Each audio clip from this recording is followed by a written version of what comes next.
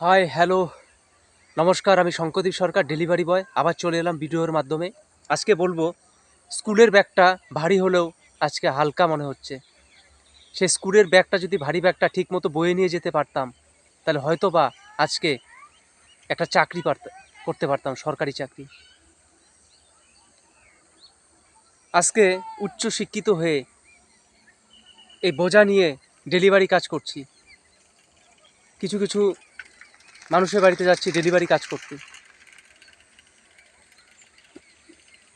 সত্যি খুব কষ্ট হয় আজকে এই ভারী ব্যাগটা নিয়ে।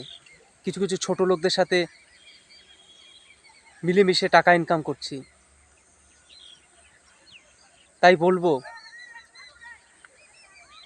যদি বাবা মার কথা শুনতাম, শিক্ষকের কথা শুনতাম, আজকে কিছু কিছু ছোট লোকদের কথা যেরকম শুনছি, সেই ছোটোবেলায় যদি শুনতাম, হয়তো আজকে চাকরি পেতাম, অনেক বড় হতে পারতাম। তাই কিছু কিছু স্টুডেন্টদেরকে বলবো, অবশ্যই আপনি আপনার বাবা মার কথা শুনুন, আপনার প্রিয় শিক্ষকদের কথা শুনুন। তা না হলে কিছু কিছু ছোট লোকদের কথা শুনে আপনাকে গোলামি করতে হতে পারে।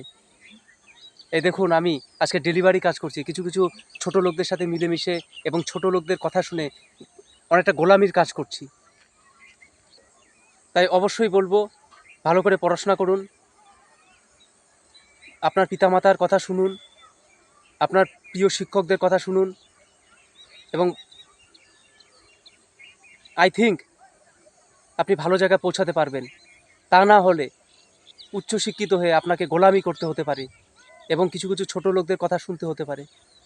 তো আজকে আমি বলবো, আজকে আমি বর্তমানে শিক্ষাটাকে কি দোষ দিব? আজকে উচ্চ শিক্ষিত ছেলেপেলেরা বেকার হয়ে ঘুরে বেড়াচ্ছেন এবং কোম্পানি কাজ করছেন। কিছু কিছু তার শিক্ষার দোষ, না রাজ্য সরকারের দোষ, না তার কর্মের দোষ, আমি বলতে পারছি না।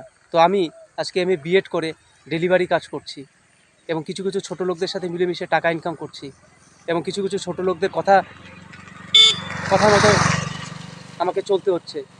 এই ডেলিভারি কাজ করছি, খুব কষ্ট হয় এবং খুবই কষ্ট কিছু কিছু ছোট লোকদের সাথে মিলেমিশে টাকা ইনকাম করা। আর ডেলিভারি কাজটা অনেকটাই কষ্টকর। আজকে অনেকটা পিঠের ভারী ব্যাগ নিয়ে চলতে হয়। স্কুলের ব্যাগটা অনেক হালকা ছিল। আজকে ডেলিভারি কাজটা যেভাবে ডিসিপ্লিনভাবে করছি,